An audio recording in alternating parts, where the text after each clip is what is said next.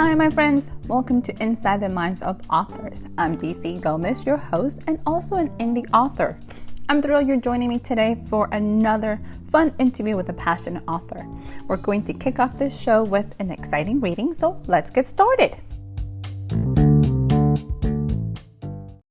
Hi, my name is Jay Allen Cross, and I am a practicing witch of Mexican, Native American, and European descent. I am also an author, and my first book, American Brujeria, just came out this last May, and it is a book of modern Mexican American folk magic.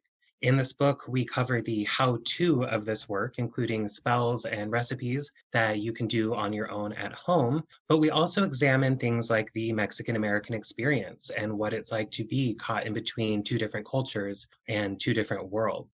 We also cover things like cultural appropriation and other matters that are pertinent to this topic as well. Today, I'm going to be reading to you from the introduction of the book that is titled Spanglish. And we start on page 1 of the book here to give you a little background. The day I pitched this book to my editor, I was struck with the sobering realization that I had a responsibility to do it right. And it was not a responsibility just to myself, but to my community. I owed it to my people, mi gente. Immediately, I was overwhelmed with the enormity of the project. As a Mexican person myself, I had experience and knowledge on my side, but I knew this book would be so much bigger than who I am and what I had been taught. I felt unworthy to speak for my community and worried that I would let them down. So what else was there to do? I turned to them. I spoke to everyone with Mexican heritage I could find, starting with friends and moving out to complete strangers. I braced myself for the worst. As a person whose family has been in the United States for several generations, I worried I would be perceived as an outsider or imposter. But the positive response was overwhelming. My community embraced me with open arms as one of their own. They told me their stories freely as I scribbled away in my notebook, soaking in every word. Excited about the project, they were eager to tell me everything they knew. When they ran out of things to share, they would call their mothers or bring them to me in person to tell me everything they couldn't. Folks who didn't even know me were happy to sit down and talk to me about the day that La Virgen gave them directions when they were running from the police, or the day their father saw the monstrous creature El Cucuy on the banks of a river. I learned that in Guanajuato, brujas steal the eyes from cats so they can see at night while they fly through the trees. They told me all the uses for red string and that you could banish ghosts by swearing at them profusely. I was taught that an old boot has plenty of uses, including as an aid in astral projection, and that Vicks Vapor Rub really does cure all. I was humbled and deeply inspired by their stories, their wisdom, and the faith they had, not just in their culture, but in me. This book started out as a project about magic, but truly it's about all of them, their stories and their memories. It's safe to say this book is for the Mexican people living in America, to all of us who are both Mexicano and American. This book is for you. It's a love letter to all of you who have felt your parents' hands on your back as they pushed you forward in front of strangers because you spoke English, even though you were just a child. This book is for you with the café con leche skin and the tongue that can't quite remember that one Spanish word. It's for you, the one who has to live your days hoping that Spanglish will see you through, and that La Virgen will still listen when you pray to her in that same twisted tongue. It's for the victims of assimilation, colonization, and deprivation, who have no one left to teach them how to pray El Padre Nuestro, even though their soul cries out for it. It's for the ones who are several generations American, the ones who come from Mexican families but don't look Mexican, the ones who are a half or quarter Mexican and don't know what that means for them.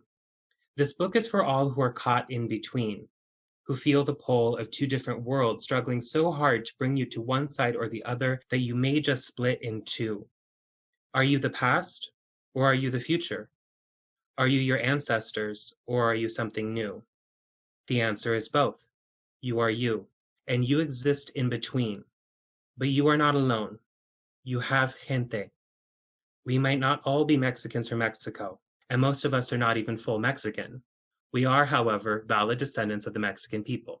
Our ancestors are Mexican, Chicanx, Maya, Aztec, y más. We are people between worlds, and our ancestors of that land are here with us, coursing through our veins and asking us to find nuestra magia once more. And we can find it where we stand, right here in the space between. It is my hope and intent that anyone who feels disconnected from their Mexican heritage may pick up this book and open up a complete guide to making their way back home. I pray that this book finds its way into the hands of those who have no one left to teach them to pray the rosary and tell them the stories of our people. I hope this book acts as a bridge connecting you to our ancestors and gives you the confidence to walk in their power once more. Here you will learn how to work with candles, saints, herbs, and more. By reclaiming our ancestral magic, we can soothe the wounds of colonization and find ourselves once again.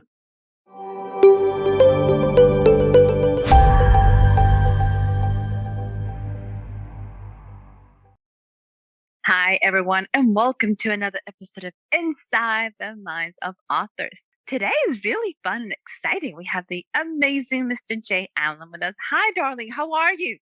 I am doing so great. Thank you for having me here. I am so happy you are joining us. So, we're going to jump right in because this book is captivating and a tad bit controversial. Let's just put it out there. So, A little bit. just a tad bit controversial. I'm like, ooh. Talk to me. Where did this idea for this book come from? So I have always wanted to be an author. I mean, that's something that you hear a lot on the show. I have a feeling that we're people who know from a young age that we're going to be writers. And I've been doing this work for all my life in one form or another. Magic has been something that's been very close to me and kind of what I do growing up. It came to a point where I felt ready to actually write a book. And the question was, what is the topic? What am I going to even write about? I began to look around and realize that I had a very specific style of working that I shared with everyone around me who was or is Mexican and American, because we're a little bit different from people who are Mexicans from Mexico. We are kind of in a different boat where we're not quite fully American, but we're not exactly Mexican either, where we're kind of stuck in between. And whenever we have an isolated community like this, we end up developing our own folk magic or the common magic of the people.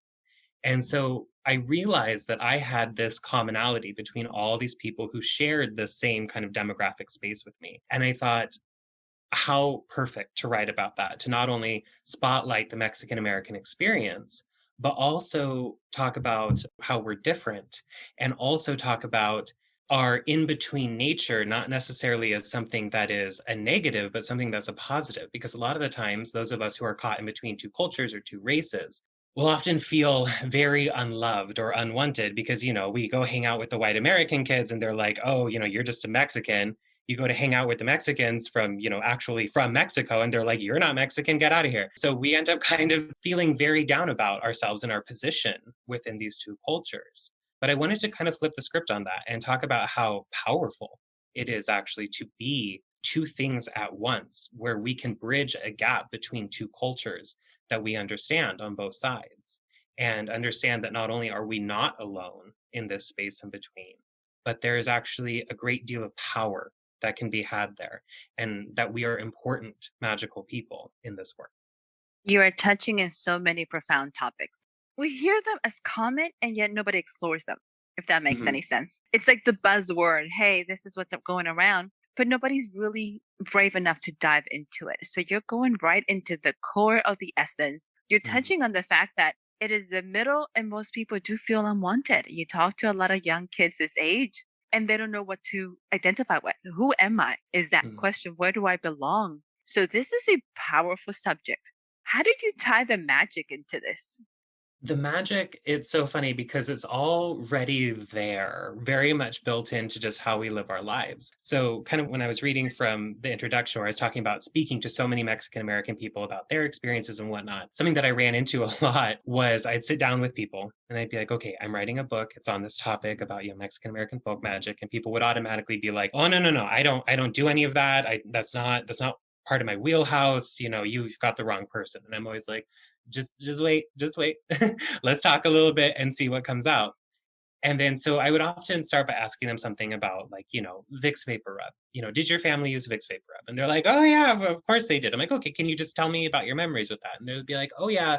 This one person's telling me, they're like, yeah, so my mom used to take like the Vicks and then mix in like some salt and their own saliva, and then they'd like put it on in the shape of the cross on my body while saying the rhyme, the sana sana, all that stuff. And then they'd get near the end of telling me this, and then they go, that's magic. They'd be like, yes, it is. That is magic. And then they'd be like, wait, but then what about this over here? And this one thing that my grandma used to tell me, and this over here. And it's like, yes, it's all magic. It's ingrained into our culture and our experience as, Mexican people, as Mexican American people. It's just something that is part of our lives. It's so enmeshed in there that we don't think about it as being magic until someone really points it out. And so that was a really interesting part of the process of this, was seeing other people come to the realization of how magical their lives are, even though they're not like intentionally, oh, I'm going to cast a spell and do this or do that or whatever. It's little things like, wear this red bracelet so that you don't get, the ojo or, whatever it is. It's very much ingrained in the culture, and you can't necessarily talk about one without the other coming up. I think it's interesting because I'm Dominican. So we do have a lot of Okay. the same references. But one of the things that I find interesting, depending on the generation, they're never going to call it magic. It's miracles. It's always going to be a miracle. It's always Hmm. going to be tied to the religion. So when you say magic, it kind of brings them out of that context of God. They have no issues giving credit to God for everything. You relate it to the miracle side of, believing, because you talk about the Virgin, which is the Virgin Mary for everybody else. You're talking about, saying the rosaries and all these things. Most immigrants who happen to be of a Latin American descent never think of magic because automatically it's all religion. How were you able to kind of cross that? Because it's huge stereotype. Like most, if you're Catholic, if you're Christian, you're never supposed to talk about magic. And now you're calling it magic. You're like, wait. You're talking about their faith, but you're calling it something else. What did you do? It's been a lifelong thing of reconciling my Catholic upbringing with the fact that I'm kind of genetically a witch. It's something that kind of runs in my family. And so it's taken a long time for me to sort of digest this and metabolize it. And so when I was growing up, we were Catholic for most of my childhood up until about my teenage years, at which point we left the church because my parents got divorced, all that stuff. And then I ran from Catholicism because I was also a budding gay person as well. So I definitely ran from the Catholic Church and found paganism and witchcraft and all of this stuff. And so I spent time in both worlds. But what I realized after moving from one into the other was how close together we really were, especially Catholicism. Like, and I was an altar boy. So I grew up Oh, standing at the altar with some guy chanting in Latin and serving up flesh and blood with candles and the incense and everything. And I'm like, y'all do not see that this is really, really witchy.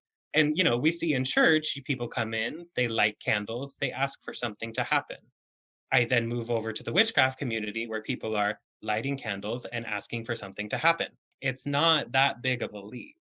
And a lot of the magic, especially the folk magic of these places, is heavily Catholic because the folk magic is technically, I mean, literally means the magic of the people, the magic of the folk. And so, whatever the dominant religion or spiritual belief is going to influence the magic. So, we very much found that Catholicism moving into the folk magic, and we end up with something that we call folk Catholicism, which is yes, it is Catholic, but not at all green lighted by the church. The church is not into it, but it still calls upon the same people, uses the same prayers and things like that. So a lot of times people take just a brief glance at my book and say, "Oh, this is all about the Catholic Church," and it's like, no, no, trust me, they don't like this either. This is how we found a way to work this magic within that system, which is really important. which is interesting because the first thing I thought was like, oh, the Catholic Church is gonna beat you to death when they Yeah, once they hear you. right. Jay, you're officially in the middle of everything. You have started a controversy on both sides. I wonder if you did this on purpose. Like, what is going on here? Exactly. But that's being a person who is in between, right? Whether it's between two cultures or between the Catholic Church and a bunch of witches, we are here to be a bridge. And without those of us here, we wouldn't be having these conversations, which is important. It's all about these conversations and kind of bringing a different awareness to it. Sometimes we're too rigid. I love what you said when you had the first conversation and somebody said, like, I'm not into that. And you start asking questions like, oh, wait. I do that. Transitioning from a culture of a very religious Catholic background to embracing your ethnicity and embracing being a witch. How did your family take it? Luckily, I had a very understanding family for the most part, simply because I do come from a very kind of religious background of a few different types. I was raised Catholic. My grandmother, who is my mother's mother, who was on my Mexican side, was devoutly Mormon as well. However, My grandma was also a visionary. She would have visions and she would hear what she called the voice of God. That was how she explained her psychic impressions and premonitions. So we'd be going somewhere and suddenly she'd be like, the Heavenly Father is telling me that we need to leave now. Or the Heavenly Father says I need to take a left here. And she would. And normally there was a reason for it. She wasn't ever really wrong. And that's how she gave us all specific names and kind of what our guides were and stuff like that based on the visions that she would have after going to the temple to pray. And my mom was actually adopted. So we didn't find her birth family until I was, I want to say 7 years old. And it was really funny because, at first you go through the whole process of like, oh, do you have the family ears? And do you have this and that, like all the rest of us? And we're all like, oh my gosh, yes, we do. And after that sort of settled, suddenly her birth family started coming forward one at a time, like, so does anything weird happen with you guys? And we're like what? They're like, do you like sometimes know what's going to happen before it does? Or do you get, really mad and the bathroom floods? And we're like, yes. And they're like, oh, okay, yeah, no, that comes from our side. Because that happens across the board in my family. And a lot of my cousins who are in my same sort of age group are either channelers or witches or healers or some type of worker or another in this realm. So I'm definitely not alone in the family. So I grew up with very open minded people who had similar experiences. They may not choose to use the same vocabulary that I do around it, but they understood and saw themselves in what it is that I'm doing. You have hit the nail on the head, vocabulary. It is the Hmm. choices of words that we use. It doesn't mean the meaning is lost. It's very specific how they choose to express it. Hmm. So the book came out. Who are you targeting? You said very Mexican Americans, but you can take the Mexican side and just put Latin Americans in there because I can relate and I'm Dominican and I'm in the middle of the Caribbean. Who were you connecting with? What did you want it to bring to them? I wanted to connect with pretty much everyone across the board. I wanted there to be something for everybody. But in particular, I really wanted to highlight this feeling of being in between two different cultures. And what I love about this book is I have gotten so many messages from people who are Dominican or Puerto Rican or Guatemalan or just like anything like else in this in this culture and in this place. And them being like, oh, my family's from Peru, but I understood this and it looked just like, the things that my family does. And it helped me understand my parents and my grandparents and my culture and things like that, which has been amazing. So I really wanted to really highlight the in between people. And I've even gotten messages from people who are half black, half white, people who are Italian American, people who are Chinese American that are like, I'm not this same genre of in between, but I'm still in between. And I felt exactly what you were talking about when it comes to this. And that was a big deal for me because these are people who go a long time feeling unseen, feeling unheard. When it comes to being one of these in between people, I always joke that it's kind of like all of the racism without any of the credit. When you are an in between person, like, you still get all of the racism thrown at you, but you don't really get to claim too much of where you came from. So I really wanted to spotlight these people. And I really feel that this has been that I very much accomplished that. And people are feeling seen and heard for the first time, which I think is really beautiful. It's beautiful the fact that you're claiming, it's racism at a whole different level because you never think you're going to be discriminated by your own people, but they Hmm. don't see you that way. So Yep. it is like, I'm technically one of yours when it's convenient, but when it's not, I don't know where you come from. So I Hmm. find it to be really interesting. Have you had many feedback from parents specifically, or some of the adults that are not considering that culture that their children are living in? I really haven't. It's been kind of the opposite because Okay. whenever you have a word like brujeria on the cover of something, your older generations are going to run from it. We don't treat, words like witchcraft the same in other cultures or countries or places like that. In the United States, witchcraft is a word that just means that I'm a healer that is connected with the earth. You say a word like witchcraft in Mexico, people will run from you because it has a very different connotation to it. So a lot of the older generation is not necessarily reading the book, but a lot of the younger generation is what I've heard from and them telling me that by reading my book, their family now makes sense. They're like, my grandma used to tell me this stuff and I thought she was just crazy. So I just wrote it off as just her just being weird. And now that I've read this and I understand what she was trying to do or what she was trying to say, now I understand my grandmother so much more, or my aunts, or my mother, or my father, or any of these people. So I'm getting a lot of messages from young people who are now understanding the family that came before them and what they were trying to instill in them and why it's important. So there's been a lot of eye opening that's been happening. That's really beautiful to see. It is absolutely such a beautiful interpretation of it because you're giving meaning to a generation that probably never got it. And Hmm. because most of our previous generations grew up that way, they never had to think about it. They never had to think about explaining it. This is what it was. They grew up in it, they understood it. But you come to the States and you're living in a world that is everything but a pure culture. Hmm. What do you do and how do you find it? So this is so absolutely divine and so exciting. So are you thinking of writing more books so that you're going, where am I going from here? What is your next plan? What are you working on? So I do have next books in the works. So this is not going to be the last you hear from me. This may be my last book, though, on, Mexican or Latino folk magic. And I kind of knew from the beginning that this would probably be my only work on the topic.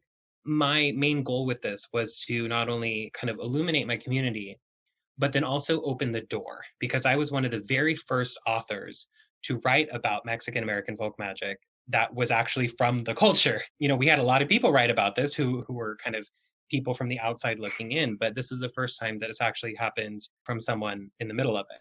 What I was hoping to do was kind of open a door for others, and that has actually happened. I've been working with somebody else who knows way more than me, who's absolutely amazing. And we've gotten her a book deal with my publisher. I've kind of been able to open the door and then turn around and pull other people who are going to do way more than I ever could with this work into the fold. So I'm working on doing that more.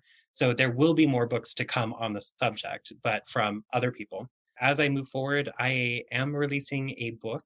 Can't give too much information on it yet, but it's going to be in a very different direction that has to do with my 15 years of paranormal investigation experience, how witchcraft intersects with that. So that's going to be a little bit about where I go. Jay, you're on a mission to cross boundaries and connect genres because you just I can't pick one side. am. It's like, what? You couldn't do one. We're going to cross the other, then we're going to mix them. I was like, Yes. okay. You like to push the boundaries in all directions. I am loving it. So tell me, you've been working with new authors, which is exciting. What advice would you give them? I always tell people don't write a book just to write a book. Honestly, when it comes especially to nonfiction work, writing a book is fairly simple. The question is, why are you writing the book? And what impact do you think it's going to have, or do you hope it's going to have? Especially when it comes to the kind of occult publishing world, where kind of everyone's throwing out books, especially right now, we're having a big boom where everyone's writing a book. The question is this book going to be impactful, or is this book going to simply be reinventing the wheel? Do you see a need out in the world? And if you see a need out in the world that you have the skills to fill and it will impact the world positively, then that's where you head, is to really bring something new to the world that is going to be helpful for people on a large scale. It's something that I tell people a lot. It's just don't write a book to write a book. Write a book so that you can impact the world in a really positive way. Ooh, I really like that advice. Love it. Mm. Jay, where can our listeners find you? Where can they find the book? Where they can learn more about these concepts and make us think deeply on them? Where can we get more about this? Right now, the best place to find me is going to be on Instagram. My handle is at Oregon Wood Witch with little underscores in between. That is my Instagram there, where you can stay up to date with everything that I have going on. You can also book services from me, and you can find the book pretty much anywhere that books are sold. It's in Barnes and Nobles. I saw it on the Walmart website the other day. But I do tend to steer people towards bookshop.org because some of the proceeds from the purchase go to help small bookstores. And I really love doing that. And I also highly encourage people to go to your local metaphysical bookstore and purchase it there because our metaphysical bookstores are really kind of the backbone of the occult and magical communities. And they are really here to kind of keep us all together. So I do highly recommend that. And I also have my own podcast with my friend Britton. It's called Invoking Witchcraft. So definitely give us a listen. It's been a pleasure. It's been so much fun. But before we go, we're doing our lightning round. Are you ready? I'm ready. Yes. Don't think too much on this. Let's see how you do. Soda or water? Water. Nice. And again, you're very connected to the earth. Why am I surprised? This is a given. Breakfast or dinner? Breakfast. Okay. Comedy or action? Action. Okay. Let's try this one. What is your favorite place to write? I like to write outside.